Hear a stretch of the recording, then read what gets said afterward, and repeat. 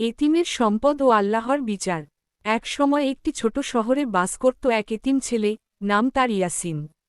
খুব অল্প বয়সেই সে তার বাবা মাকে হারায়। তার বাবা ছিলেন একজন সৎ ব্যবসায়ী, মৃত্যুর আগে কিছু সম্পদ রেখে গিয়েছিলেন, একটি ছোট ঘর, কিছু স্বর্ণমুদ্রা আর একটি খেজুর বাগান। ইয়াসিন তখন এতটাই ছোট যে নিজের সম্পদের দেখভাল করতে পারত না।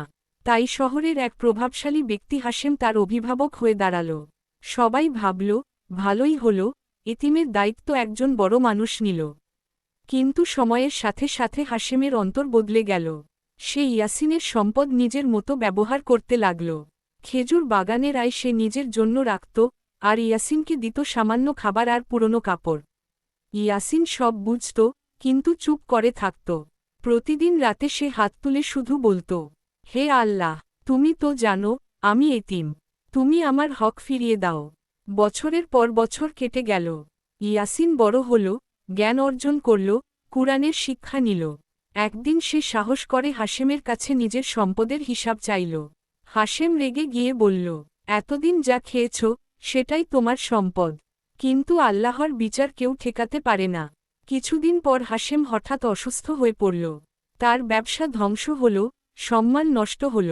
মৃত্যুর আগে সে ভয়ে কাঁপতে কাঁপতে শহরের মানুষদের সামনে নিজের অপরাধ স্বীকার করল এবং ইয়াসিনের সব সম্পদ ফিরিয়ে দিল। ইয়াসিন চোখ ভরা পানি নিয়ে বলল, আমি কারো ক্ষতি চাইনি, শুধু আল্লাহর উপর ভরসা রেখেছিলাম। সেই দিন শহরের মানুষ বুঝে গেল, এতিমের সম্পদ খাওয়া আগুন খাওয়ার সমান। সূরা নিসা 10। শিক্ষা। এতিমের সম্পদ রক্ষা করা ঈমানের অংশ। জুলুমের বিচার দুনিয়া ও আখিরাতে নিশ্চিত। আল্লাহর উপর ভরসা কখনো ব্যর্থ হয় না। ভিডিওটি ভালো লাগলে লাইক দিন, গল্প থেকে কি শিখলেন কমেন্ট করুন, শেয়ার করে অন্যকে জানার সুযোগ করে দিন। এরকম আরও শিক্ষণীয় ভিডিও পেতে চ্যানেলটি সাবস্ক্রাইব করে পাশে থাকবেন।